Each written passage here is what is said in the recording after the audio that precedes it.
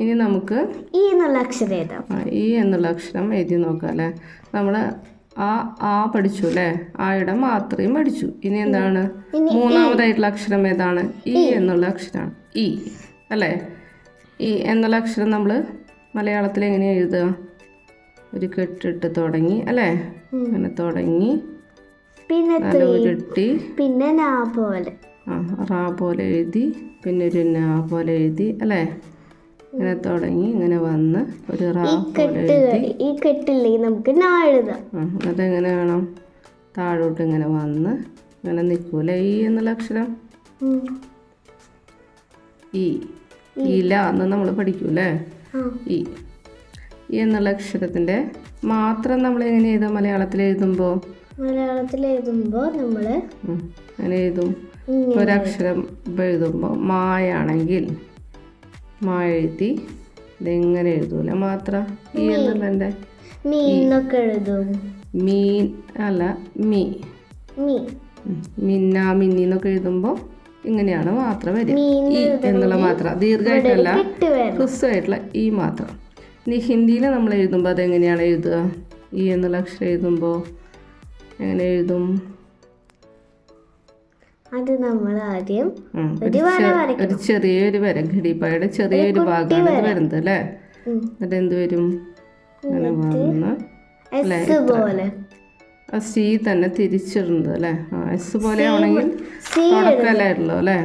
ഇങ്ങനെ വന്ന് ഇത്ര വന്നു. ഇതിൻ്റെ അവിടെ നിന്ന് തള്ളി നിൽക്കാൻ പാടില്ല അല്ലേ. അപ്പോൾ ഇത്ര വന്ന് പിന്നെന്ത് വേണം? അതേപോലെ തിരിച്ച് നമ്മൾ ഇങ്ങോട്ട് അല്ലേ, ഇത്ര പോലെ വന്ന് ഇങ്ങനെ എഴുതുമ്പോൾ എസ് പോലെ.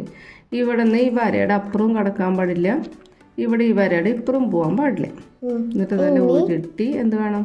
ഒരു കെട്ടിടണം അല്ലേ. അതിൽ ഒരു കെട്ടിട്ടിട്ട് താഴോട്ടൊരു വര അല്ലേ. എങ്ങനെ തുടങ്ങും? ഇങ്ങനെ തുടങ്ങി നല്ല ഉരുട്ടി ഇങ്ങനെ വന്ന് കംപ്ലീറ്റ് ആയോ? ഇല്ല അല്ലേ. കംപ്ലീറ്റ് ആവണമെങ്കിൽ എന്ത് വേണം? മുകളിലുള്ള വരണം.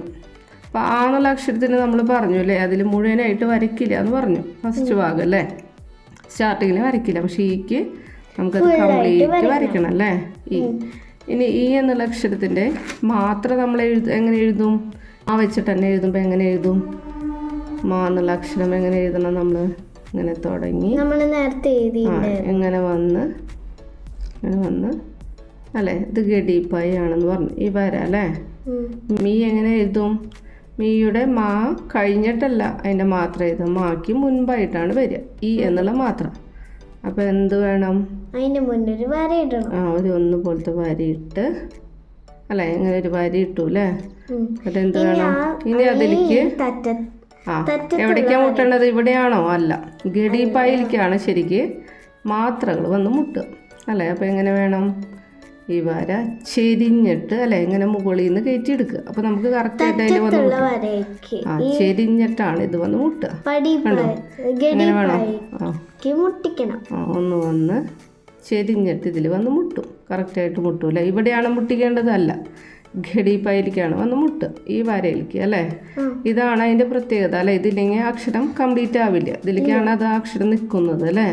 അക്ഷരത്തിനെ ഉറപ്പിച്ച് നിർത്തുന്ന വരയാണിത്. അപ്പോൾ അതിലേക്ക് വന്ന് മുട്ടും. ഇനി എന്ത് വേണം? അക്ഷരം കംപ്ലീറ്റ് ആയോ? ഇല്ല. എന്ത് വേണം? മുകളിൽ പടിപ്പായി ഫുള്ളായിട്ട് വരയ്ക്കണം. എന്നുള്ളതിൻ്റെ മാത്രമായിട്ട് എങ്ങനെ എഴുതാൻ പറ്റും നമുക്ക്? ഇങ്ങനെ വന്ന് അല്ലേ ഒരു ഒന്ന് പോലത്തെ ഒരു വര അല്ലേ. ഒരു ഒന്ന് പോലെ വരച്ച് എന്ത് വേണം? അതിങ്ങനെ അക്ഷരത്തിൽ വന്ന് ചെരിഞ്ഞ് വന്ന് മുട്ടാണ് ചെയ്യുക. ഇനി വേറൊരു അക്ഷരം എഴുതുമ്പോൾ ഇതിൻ്റെ കൂടെ ഇപ്പം മായല്ലേ നമ്മൾ എഴുതി. കാ എഴുതുമ്പോൾ എങ്ങനെ എഴുതണം? കാത ഇങ്ങനെയാണ് സ്റ്റാർട്ട് ചെയ്യുക അല്ലേ. എന്നിട്ട് ആ കാ അതായത് ഇങ്ങനെയാണ് വരിക. കാ ഇങ്ങനെ വന്ന് അക്ഷരം എഴുതി കംപ്ലീറ്റ് ആയിട്ട് കൈ എടുക്കാൻ പാടുള്ളൂ കേട്ടോ. കാ വന്ന് ഇങ്ങനെ വന്നിട്ട് എന്ത് വേണം? ഇങ്ങനെ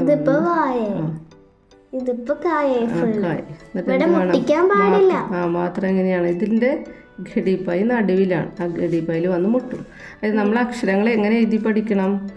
നല്ല വൃത്തിയായിട്ടും അതിൻ്റെ ശരിയായിട്ടുള്ള രീതിയിൽ എഴുതി പഠിക്കുക. കാരണം എന്താണ്, നമ്മൾ ചെറുപ്പത്തിൽ എന്താണ് പഠിച്ചത് അതുപോലെ തന്നെയാണ് നമ്മൾ എന്നും എഴുതാനായിട്ട് നമുക്ക് വരുള്ളൂ അല്ലേ.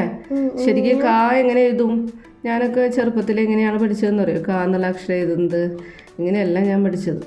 ഇങ്ങനെയാണ് ഞാൻ എഴുതി പഠിച്ചത്. കണ്ടോ, ഇങ്ങനെ എഴുതിയാൽ കാ തന്നെയാണ് അത് വായിക്കുക. പക്ഷേ അതിൻ്റെ ശരിയായിട്ടുള്ള രീതി എന്ന് പറയുന്നത് ഇങ്ങനെയാണ് തുടങ്ങുക. അല്ല, ഇവിടെ നിന്നാണ് തുടങ്ങിയിട്ട് അല്ലേ, അക്ഷരം ഇങ്ങനെ തുടങ്ങി ഇങ്ങനെ വന്ന് ഇങ്ങനെയാണ് മുകളിൽ വന്ന് വര വന്നിട്ട് ഇങ്ങനെയാണ് അക്ഷരം കംപ്ലീറ്റ് ചെയ്യുക. പക്ഷേ നമ്മൾ എങ്ങനെയാണ് ചെറുപ്പത്തിൽ പഠിച്ചത് പിന്നീട് നമുക്ക് നല്ല വൃത്തിയിൽ എഴുതാൻ പറ്റുമെന്നൊക്കെ പറയും. പക്ഷെ നമുക്കത് മാറ്റാൻ പറ്റുമോ? പെട്ടെന്ന് എഴുതുമ്പോൾ നമ്മൾ പഴയ രീതിയിലേ വരുള്ളൂ അല്ലേ. അപ്പോൾ ഇങ്ങനെയുള്ള രീതി വരുമോ? ഇങ്ങനെയുള്ള രീതിയിലാണ് ശരിക്കും അക്ഷരം എഴുതുക അല്ലേ. ഇങ്ങനെ വന്ന് അല്ലേ ഇങ്ങനെ വരിക. പക്ഷെ വലിയ ക്ലാസ്സിലൊക്കെ എത്തുമ്പോൾ നമുക്ക് എന്താണ്, എങ്ങനെയാണ് നമ്മൾ പഠിച്ചത് ആ രീതി തന്നെ വരുള്ളൂ, മാറ്റി എഴുതാൻ പറ്റുക അല്ലേ. അപ്പോൾ നമ്മൾ ഇങ്ങനെയാണ് പഠിച്ചതെങ്കിൽ നമുക്ക് അങ്ങനെ തന്നെ അക്ഷരം വരുള്ളൂ അല്ലേ. അപ്പോൾ ശരിയായിട്ടുള്ള രീതിയിൽ എഴുതാൻ പഠിക്കുക. അപ്പോൾ കീ എന്നുള്ളത് എഴുതിയില്ലേ. ഇതെങ്ങനെ മുകളിൽ പടിപ്പായി വേണം. ഇങ്ങനെയാണ് ഈ എന്നുള്ളത് നമ്മൾ എഴുതുന്നത് അല്ലേ.